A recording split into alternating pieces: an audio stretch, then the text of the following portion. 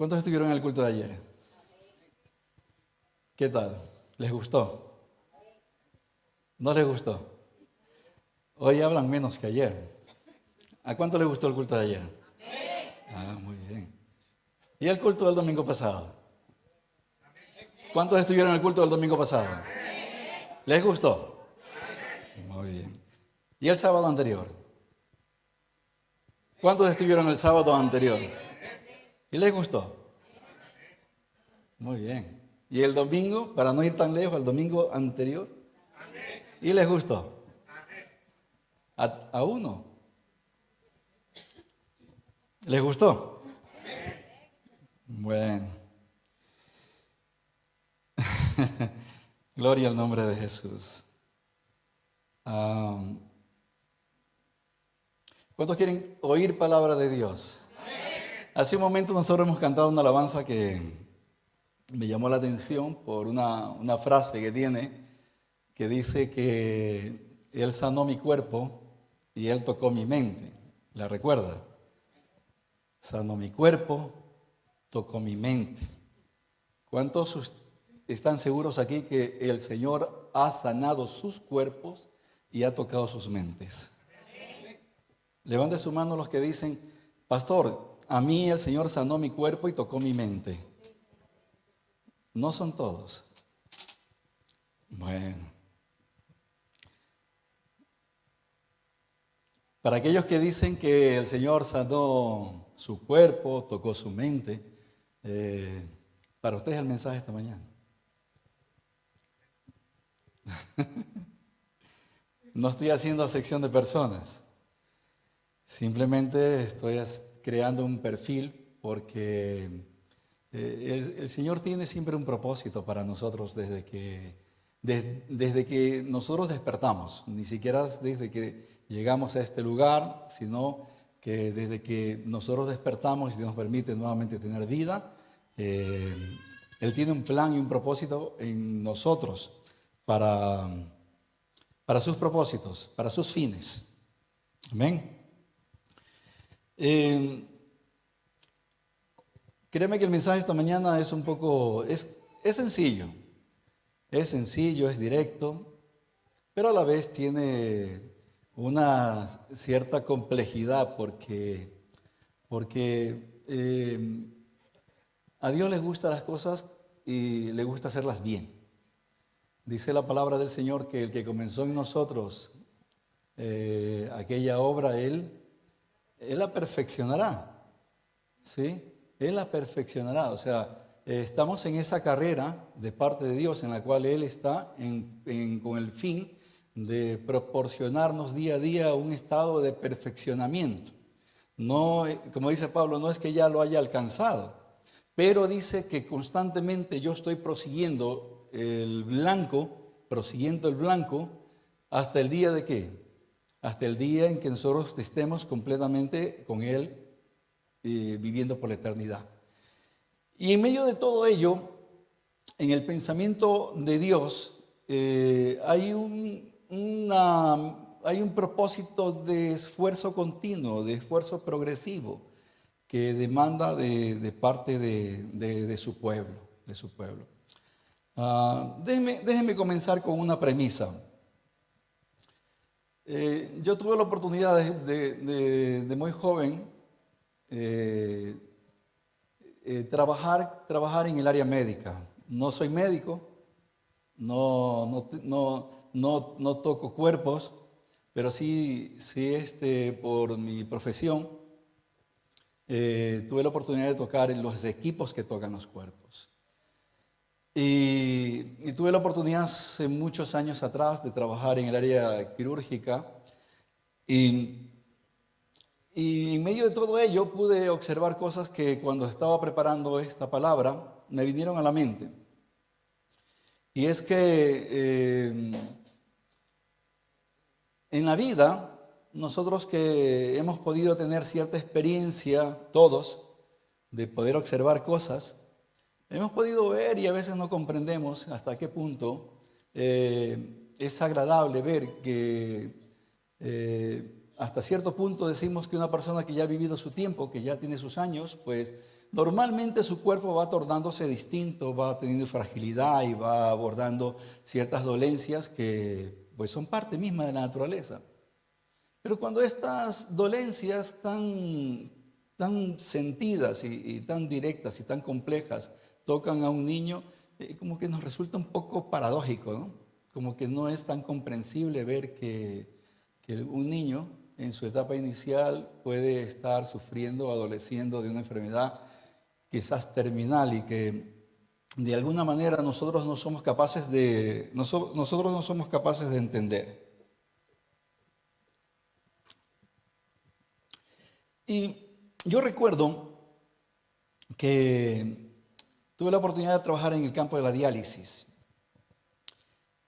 Y me era normal ver a una persona ya mayor de edad en esa etapa previa terminal y verlo 3 veces a la semana en el área de diálisis, haciéndose la diálisis, porque obviamente su estado renal no era precisamente factible, no funcionaba. Pero cuando me tocaba estar en el área de los niños y ver a un niño meterle líquido en la zona peritoneal y tener que conectarle la máquina para que haga el intercambio molecular y pueda el niño descargar todo el exceso de líquido, el cual no podía él sacarlo con naturaleza, pues era impactante. Y me vino eso a la mente mientras preparaba el mensaje y yo decía, me venía a la mente y decía, meditando, somos humanamente susceptibles de estar enfermos, tanto cuando somos principiantes, somos unos niños, como cuando ya hemos tenido una cierta continuidad de vida. Y mientras estudiaba la palabra, entendí que la iglesia, ¿cuántos saben que la iglesia es un cuerpo? ¿Verdad que sí? La palabra lo dice, la iglesia es un cuerpo. Y nosotros somos esa parte interior de ese cuerpo. Y de repente me vino a la reflexión y digo, ¿cuántos aquí han visto que cuando uno está de baja por una enfermedad puntual, si le duele el brazo, si le duele la pierna, si tiene un problema con el hígado se queda en casa y el resto va? No, ¿verdad? ¿No ha visto usted una mano quedarse en casa y decir, estoy de baja porque mi brazo no me funciona, pero el resto de mis miembros se va a trabajar? Es paradójico, pero no deja de llamarnos la atención el hecho de que si fuera así, fuera una situación, un fenómeno, ¿no? Que de repente va y dice, bueno, he dejado el brazo en casa, he dejado la pierna en casa, pero vengo a cumplir con mis obligaciones. Cuando un miembro, cuando un órgano, cuando algo está afectando el cuerpo, normalmente se resiente todo, ¿verdad? Es lo más natural que todo el cuerpo se resienta. Ahora, esa reflexión la trasladamos a nivel del cuerpo de la iglesia y créanme que el mismo sentido, el mismo perfil, la misma condición de pensamiento, sin alejarse de la afección que pueda tener un cuerpo humano, no deja de ser particularmente patente cuando la iglesia como un cuerpo, uno de sus miembros está en una situación de enfermedad o de afectación, sin que esto no venga a afectar generalizadamente al cuerpo. Déjeme decirle una realidad en esta mañana, y es que cuando usted enferma espiritualmente afecta al cuerpo. Cuando usted tiene una condición de caída espiritualmente, usted no solamente está afectado localmente, sino que afecta generalmente. Ciertamente que nosotros tenemos una relación vertical con Dios, pero también tenemos una relación a nivel horizontal entre miembros de la iglesia. Y cuando una parte del cuerpo está afectada, sea cual sea esta y sea cual sea su condición, afecta al cuerpo, afecta generalmente a la iglesia. Lo lamentable, mi hermano, es que nosotros no seamos hasta cierto punto conscientes de eso y lo tomemos de una manera muy frágil, muy flácida, muy sencilla, muy básica. Y eso no nos permite ver el grado de urgencia y el grado de responsabilidad que tenemos que asumir cuando algo así está siendo parte propia de la naturaleza del cuerpo de una iglesia. De repente me vino a la mente el momento cuando Jesús, recuerdan que Él entra en el escenario, Él está en pleno desarrollo de su ministerio sacerdotal y está trayendo el mensaje a la población. Y justamente ese día, cuando le toca entrar a Jerusalén, Él se encuentra con que el templo se había convertido ¿en qué? Se había convertido en una zona de mercadeo. ¿Sí o no? Es una zona de mercadeo. Y de repente dice, ¿pero qué tiene que ver eso con lo que el pastor está diciendo? Sencillo. Jesús entra en el ámbito donde está desarrollándose el ámbito comercial de todo lo que tiene que presentarse, supuestamente como sacrificio, como parte de adoración, como parte de dedicación al Señor.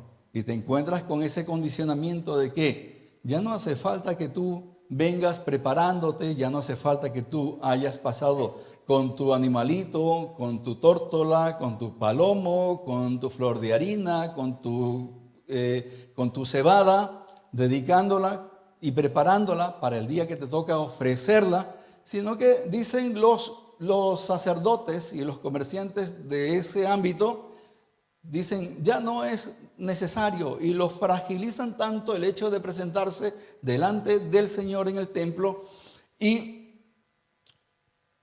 dan una cierta relatividad, una cierta comodidad al pueblo, dando a pensar que ya no era necesario preocuparse tanto de lo que yo vaya a presentar al Señor.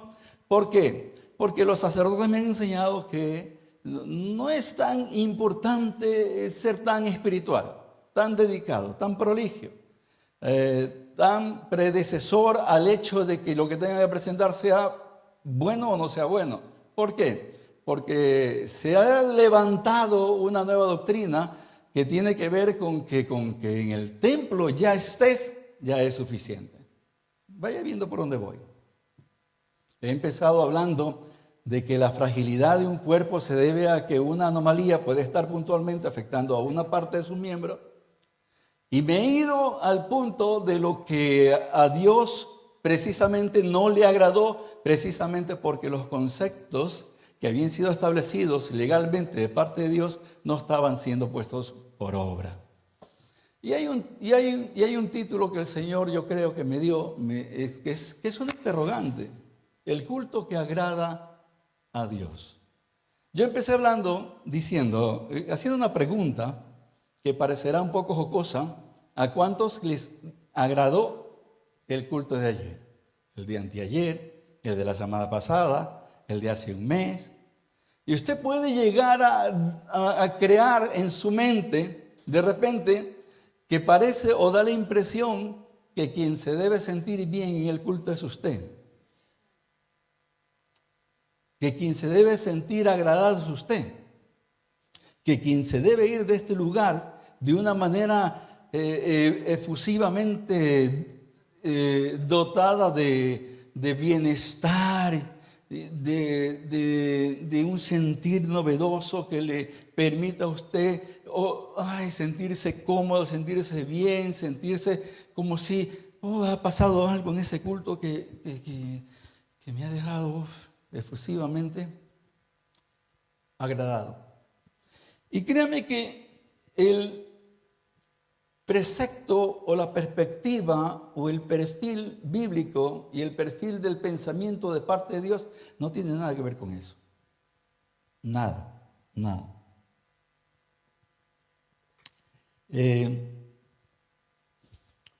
Cuando empecé a pensar en esto, créame que tuve temor. Tuve temor cuando me he subido aquí y mis manos aún sudan.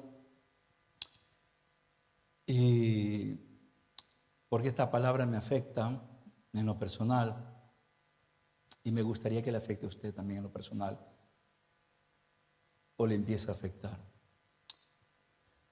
Porque el culto que ofrecemos a Dios no tiene nada que ver con usted y tiene mucho que ver con Él. Lo siento mucho por lo que le digo, pero no tiene nada que ver con usted, tiene mucho que ver con Él.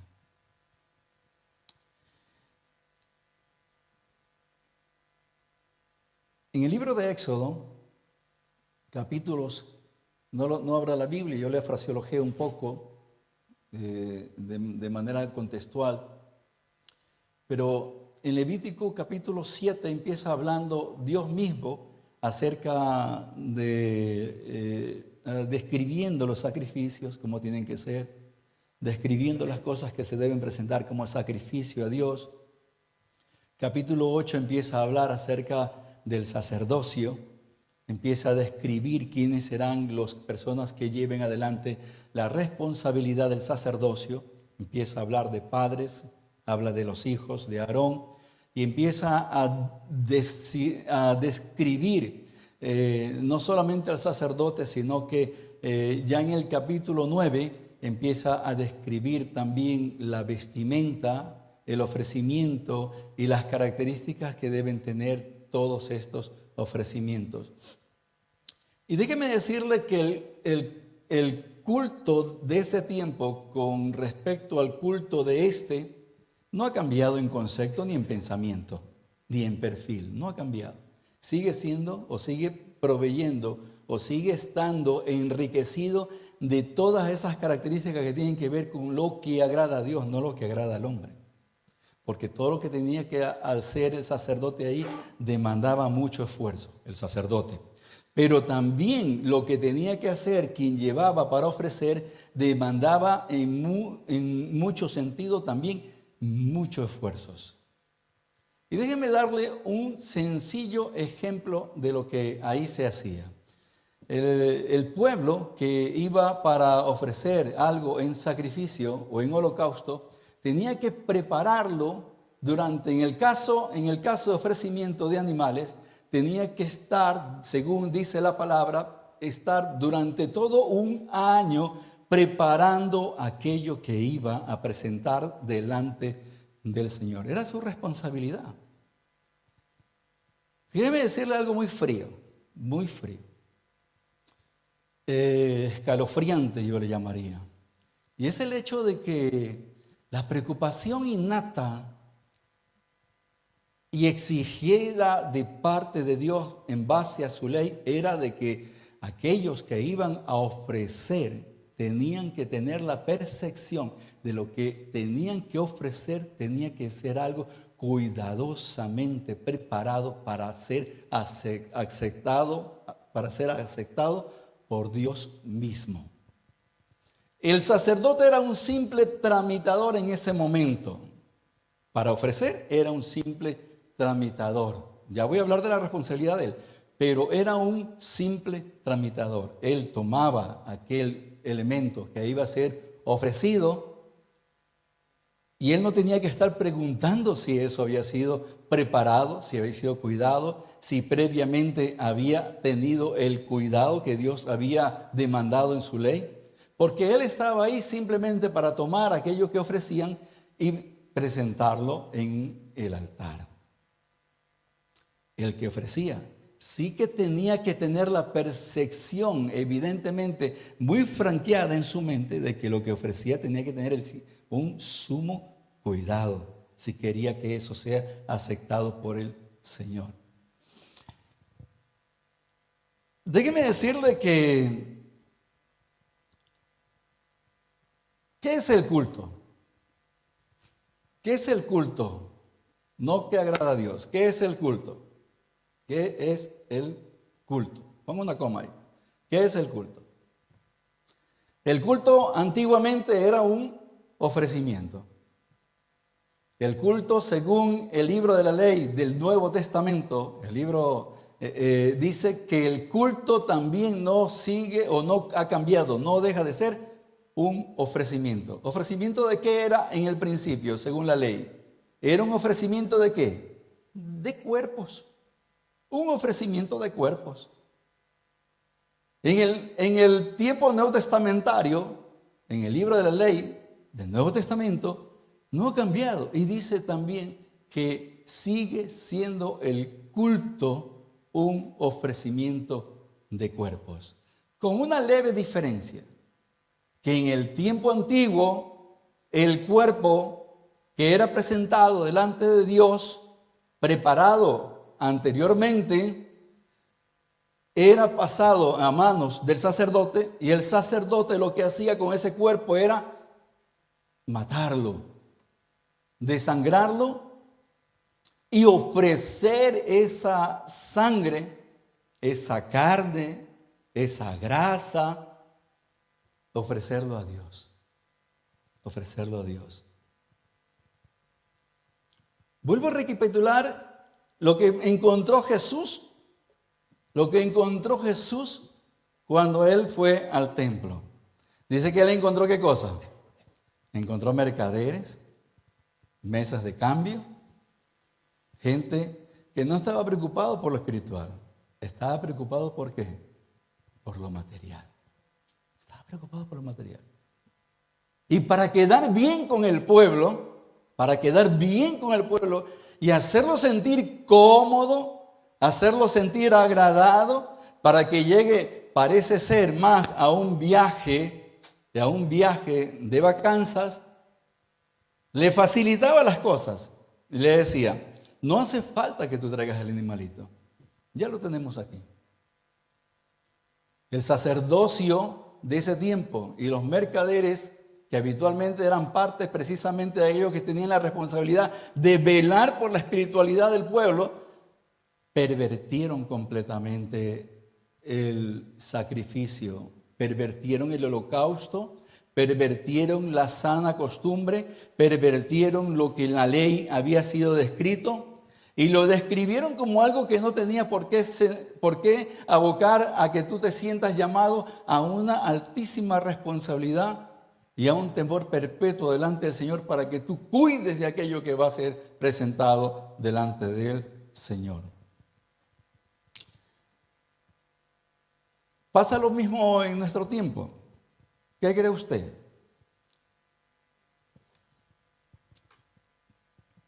Le pongo un ejemplo muy sencillo. Muy sencillo. Una persona que viene al culto y durante la semana, ¿qué ha pasado? No ha tocado ni la Biblia, no ha tenido ningún tipo de comunión con Dios. Anoche, y para terminar hoy en la mañana, antes de venir al culto, está más preocupado de ver aquello que dejó pendiente anoche que lo que viene a hacer al culto que va a dedicar al Señor.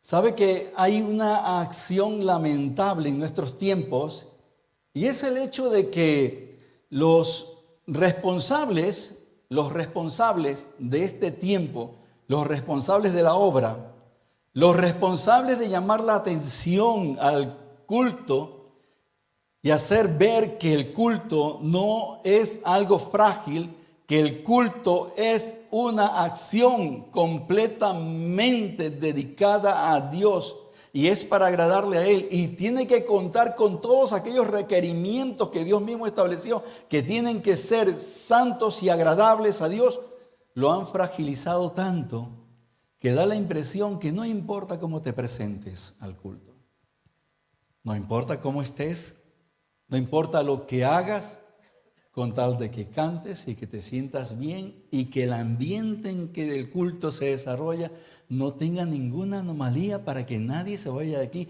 con el despropósito de no volver. ¿Sabe qué se llama eso?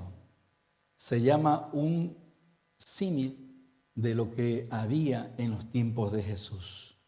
Personas que van antes de entrar a ofrecer al Señor, no se preocupan por preparar lo que van a presentar al Señor, sino que cuando llegan a la iglesia, parece que quieren comprar aquello que va a sacrificar, que van a ofrecer al Señor al precio más ridículo.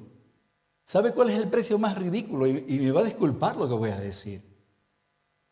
El precio más ridículo es hacer una oración somera de arrepentimiento completamente mental, que no descienda al corazón ni cuenta con ningún tipo de conciliación o relación o comunión perfecta con Dios. Y da igual. Y hay una parábola que usted la conoce muy bien, porque una persona que dice la palabra del Señor, no teme a Dios ni guarda sus mandamientos, pues condición de preparación para atesorar la palabra no la tiene. Perdónenme, no la tiene. No la tiene, mi hermano. No la tiene. Y dice la parábola del sembrador, hablando en Mateo, que el malo viene y aquella semilla que ha sido puesta en esa tierra, dice que es tan superficial que viene el malo y la arrebata. Y viene el malo y la arrebata. Y la pregunta que hay en medio de esa situación es: ¿por qué la arrebata el malo? Dice que porque el que la recibe no la entiende. No la entiende. Pastor, a mí me queda clarísimo lo que es santidad, ¿sí o no? A mí me queda clarísimo lo que es rectitud. Y a mí cuando el predicador me dice que hay que ser obediente, eso lo tengo claro. No, de ese entendimiento no habla la palabra, porque eso es conocimiento. Eso es conocimiento. Pero cuando damos el paso del conocimiento a convertirlo en acción, entonces se transforma en arrepentimiento. Y eso es lo que busca Dios. Airado estuvo Jesús cuando vio eso. Con razón. Ahora yo me pregunto aquí, si Jesús entrara aquí, ¿volcaría mesas? Pongo una pregunta ahí en relación y en la retina mental de cada uno de nosotros. ¿Usted cree que aquí hay mesas las cuales volcaría Jesús? ¿Usted cree que aquí posiblemente hay mercadería que Jesús tomara y la desechara y la echara por tierra? Usted hágase la pregunta por un momento y hágase el interrogante. ¿Soy consciente de que el culto que estoy ofreciendo al Señor le agrada o no le agrada? Hágase la pregunta a usted, hágase un escrutinio particular usted y yo, y digamos, ¿será que estamos agradando a Dios con el culto que ofrecemos? ¿Será que yo no tengo ningún sentido de preparación en cuanto a lo que voy a presentar cuando voy al culto? Estoy hablando de culto, no estoy hablando de comunión natural del cristiano durante los días que no está en culto. Estoy hablando de culto. Estoy yéndome un poco al extremo básico. Y digo, ¿será que usted y yo nos preparamos para cuando estamos aquí y podemos ofrecer a Dios algo que realmente a Él le guste? ¿Cuál es el perfil que Dios tiene con respecto al culto? Vamos a la palabra. Vamos a la palabra un momento. Y venga conmigo al libro de Romanos. Vean conmigo el libro de Romanos, capítulo 12. Romanos, capítulo 12. Y venga conmigo y lea el versículo 1 y el versículo 2. Libro de Romanos, capítulo 12, versículos 1 y 2. ¿Lo tienen?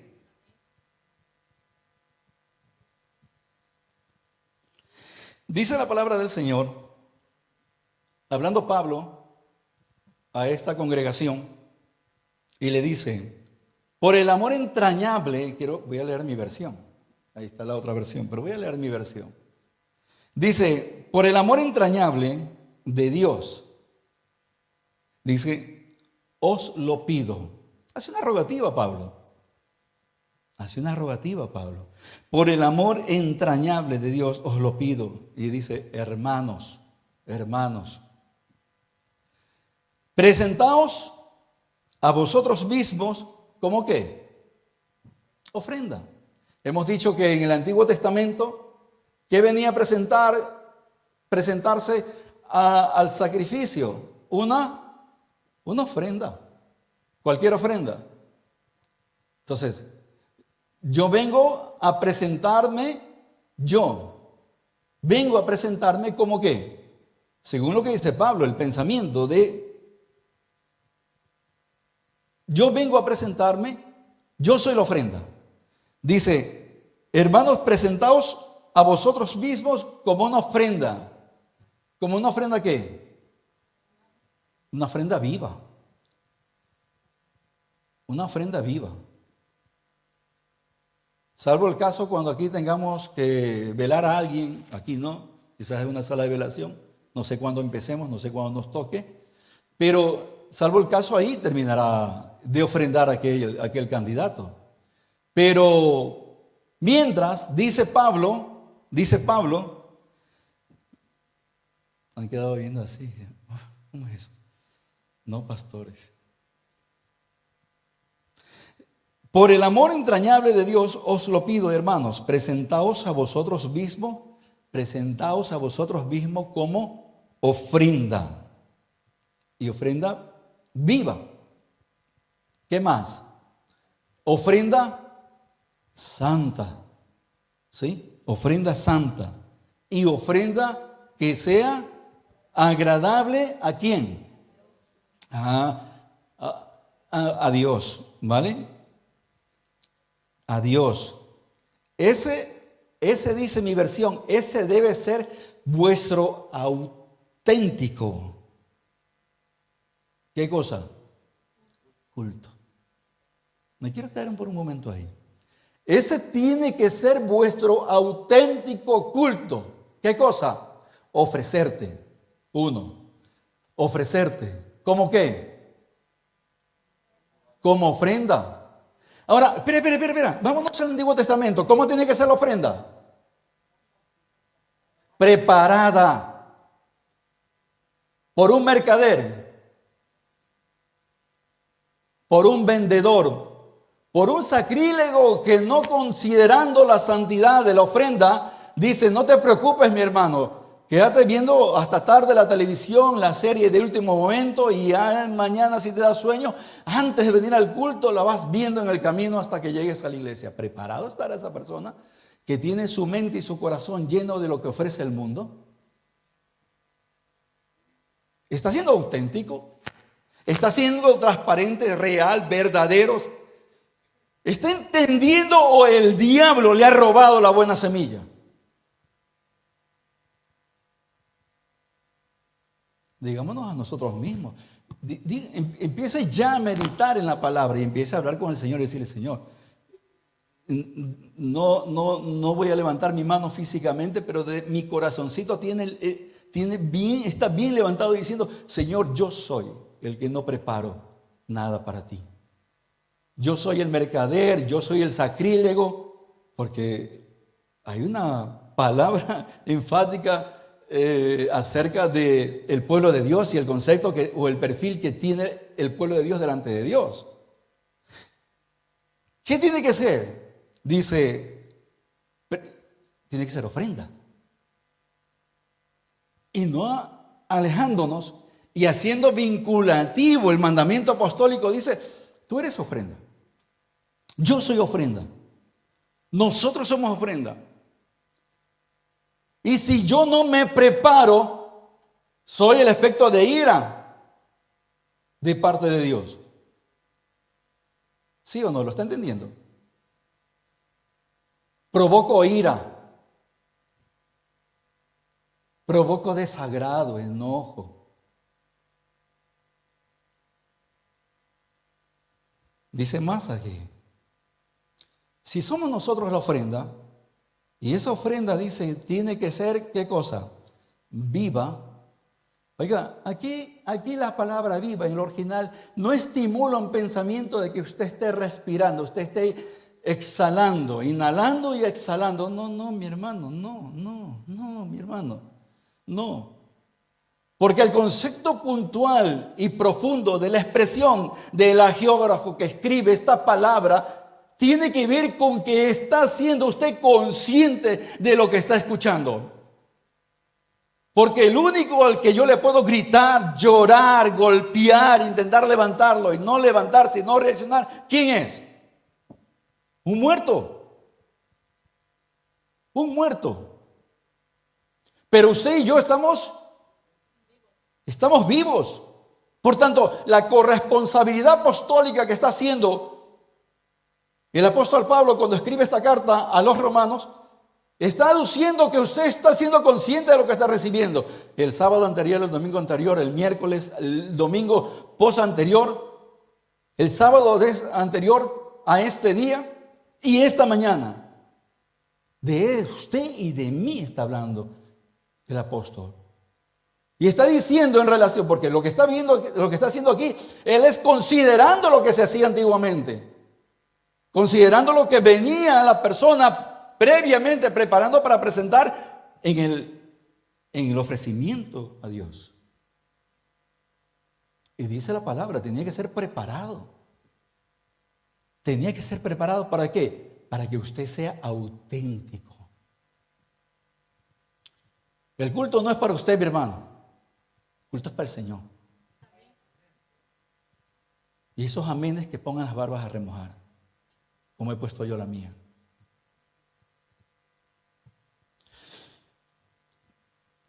Dice más aquí, ¿cómo tiene que ser esa ofrenda? Esa ofrenda dice tiene que ser santa. Tiene que ser santa. Aquí la palabra santidad expresa el hecho o la relación que usted tiene para cuidar que aquello que quiere presentar al Señor. Escucha bien, santa, aquello que usted quiere presentar al Señor, usted cuida que no se ensucie.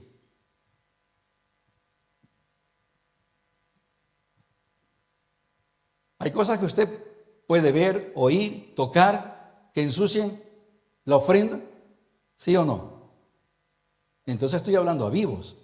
Vamos encajando el mensaje en su vida y en la mía. Estoy hablando a vivos.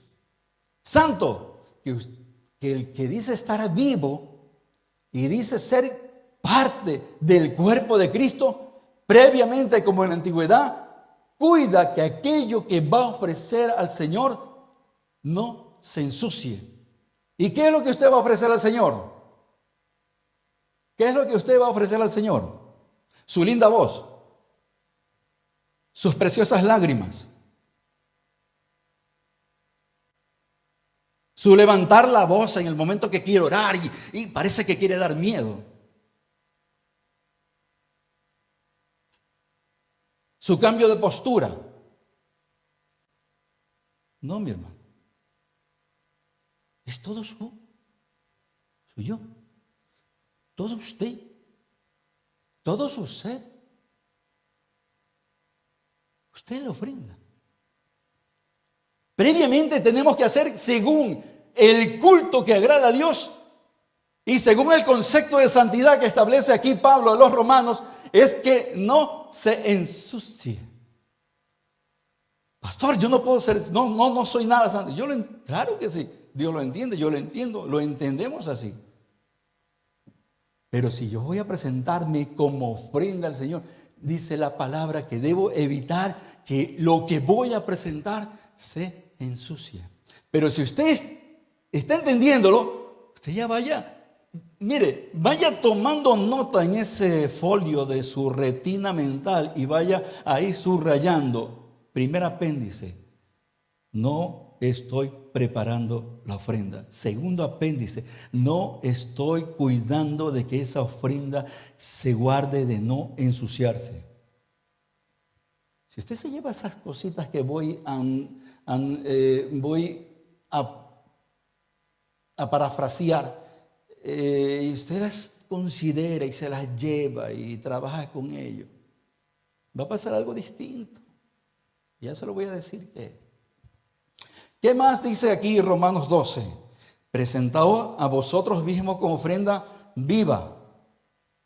Y estoy haciéndolo muy sencillo el concepto, santo. Ahora, ¿qué más? Hay una relación íntima con la otra palabra. Íntima. Y dice que lo que continúa es que aparte de ser una ofrenda viva, una ofrenda que se cuida de que no se ensucie, tiene que ser, dice la ofrenda, una ofrenda agradable. Ahora, surge aquí una pregunta. ¿Será posible que usted como ofrenda viva, cuidando de que no se ensucie, puede ser desagradable?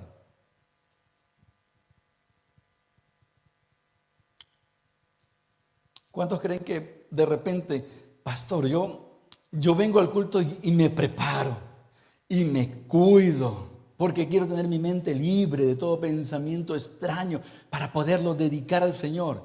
Pero en medio de todo eso, ¿puede que esté yo desagradando a Dios? ¿Es posible?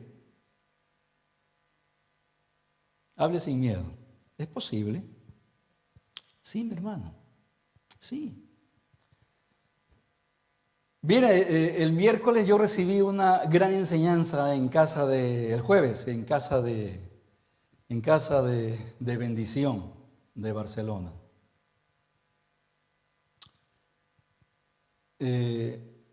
La portadora de la palabra nos dio una enseñanza que nos trastabiló a todos ahí.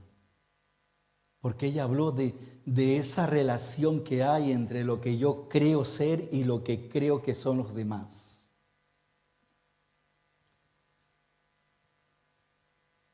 Y nos enseñaba la sierva que hay que tener cuidado con que yo piense que por lo que hago soy susceptible de percibir la gracia, que solamente es gracia y solamente es provista de Dios, no por mis antecedentes, sino porque Él es generoso en medio de su amor para con nosotros. Por tanto, cuidado con pensar que porque usted se cuida, porque usted está vivo, porque sabe que esa ofrenda, usted puede tener la relativa sensación de que con eso es suficiente para agradar a Dios. Porque no es así.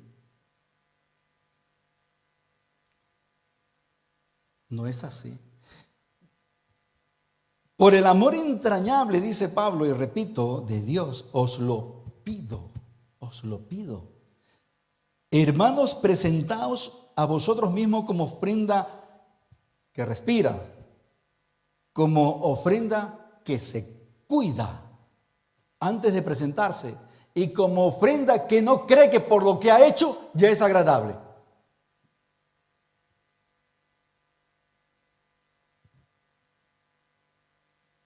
Porque si es así, entraríamos en un plan de desagrado.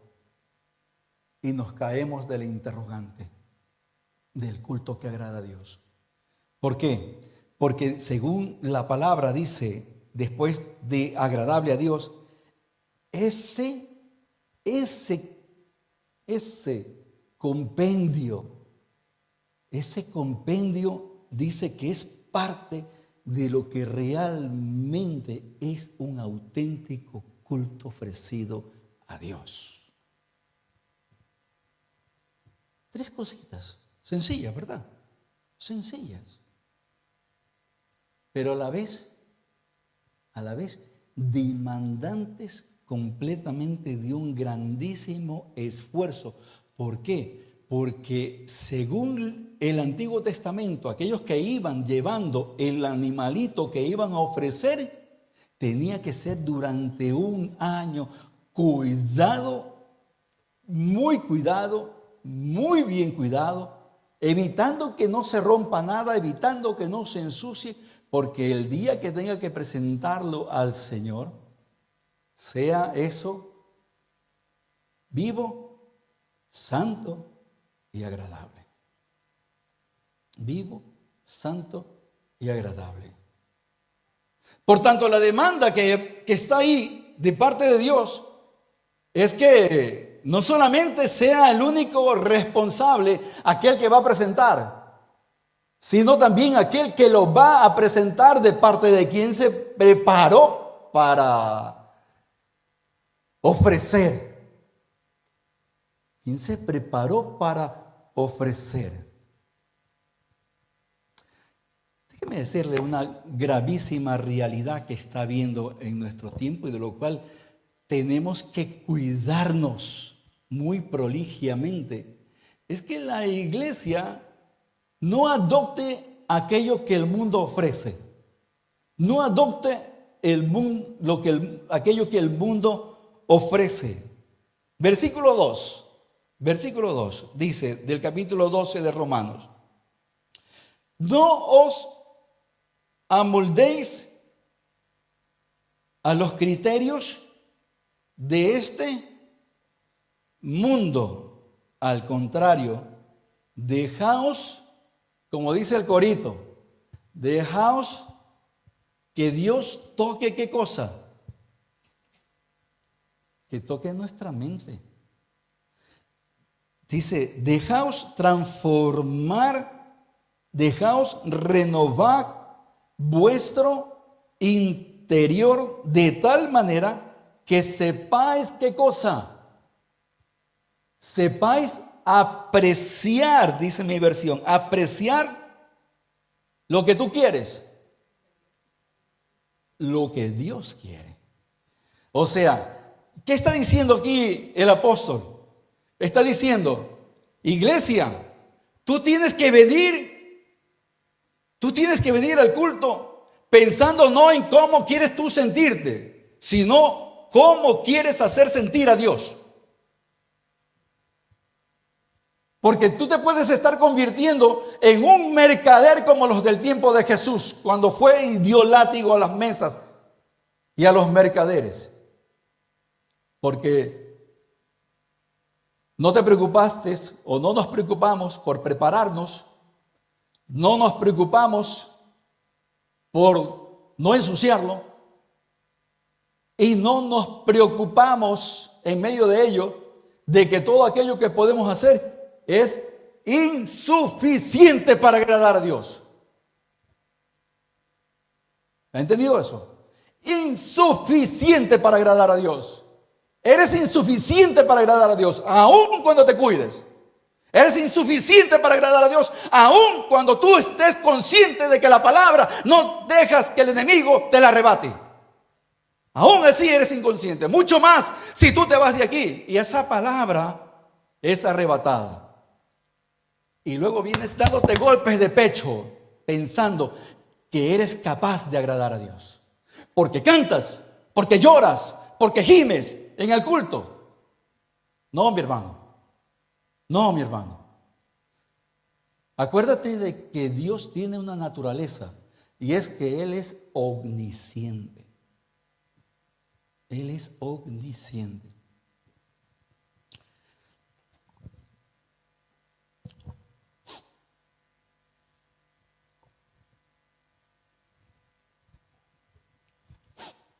Sí, Señor.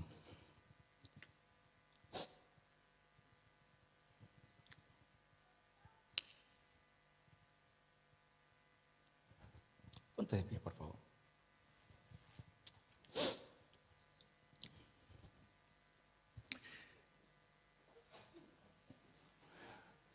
Pastor, ¿me puedes ayudar aquí, por favor? Yo quisiera que hagamos una oración consciente. Vamos a evitar caminar en medio de la iglesia. No se mueva. No llame la atención.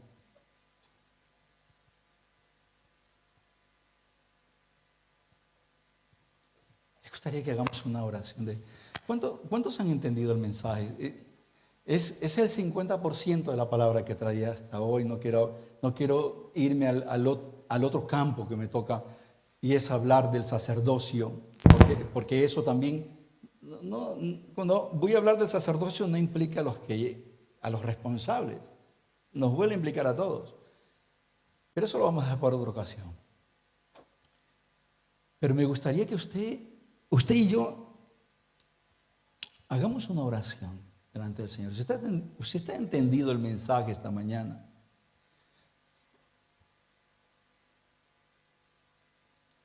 y se ha identificado con alguna circunstancia, con alguna antelación, con alguna frase que usted ha tomado y usted en su corazoncito, en su mente dice, ese soy yo, ese soy yo. Soy yo el que hace esto, el que no hace aquello, soy yo el que no me cuido de esto, no me cuido de aquello. Ahora es tiempo de ponerse a cuentas con el Señor. Dice la palabra del Señor, deje el impío su camino y el hombre inicuo sus malos pensamientos y vuelva hacia Dios, el cual dice es amplio en perdonar. Inclina tu cabeza, por favor. ¿Y qué te parece si empiezas a hablar con el Señor? Empieza a hablar con el Señor y empieza a decirle al Señor, Señor, yo soy ese mercader. Yo soy esa persona que cuando vengo delante de ti, que cuando quiero presentar delante de ti algo, no lo he cuidado, no he sido proligio, no me he esforzado por salvaguardar aquello que tú consideras según tu perfil que tiene que ser agradable, y estoy como ofrenda siendo desagradable a ti. Dios espera de parte de nosotros una oración sincera, transparente, una oración de reconocimiento, pero sumado a un cambio de actitud. Sumado a un cambio de actitud.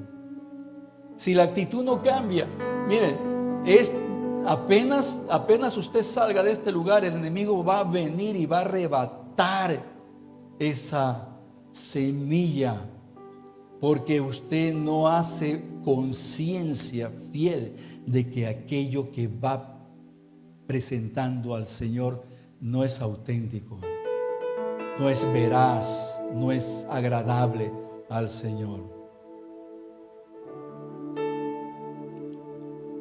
Yo lo que no entendería es que esta mañana personas que se identifican con esta palabra no reconozcan delante del Señor su carencia, su debilidad, su deficiencia, su anomalía, su fragilidad,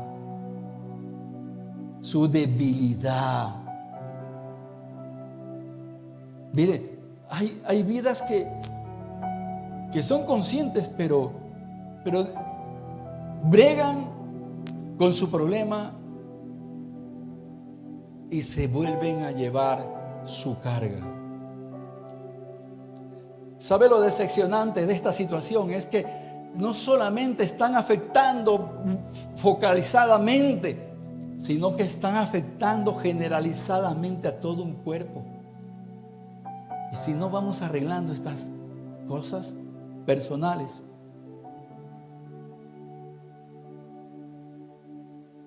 no estamos agradando al Señor, y el culto que presentamos no es el culto que agrada a Dios. Ore al Señor, dígale al Señor, Señor, yo soy esa persona. Señor, ¿cómo hago, Señor? ¿Cómo hago yo para arreglar esto? ¿Cómo dejo de ser un mercader? ¿Cómo dejo de ser un inconsciente? ¿Cómo dejo de tener esa carencia de autenticidad al culto que te ofrezco? ¿Cómo, Señor, puedo hacer para agradarte? Ayúdame a dejar todo aquello que mancha, aquello que yo vengo a ofrecer. Ayúdame a dejar fuera de mí todo aquello que ensucia mi vida, que ensucia mi ofrenda, que contamina mi ofrecimiento. Ayúdame a no ser inconsciente, Señor. Ayúdame a no ser, Señor, tan frágil de pensamiento. Ora al Señor. Ora mientras escuchas esta melodía. Pongámonos a cuentas con el Señor.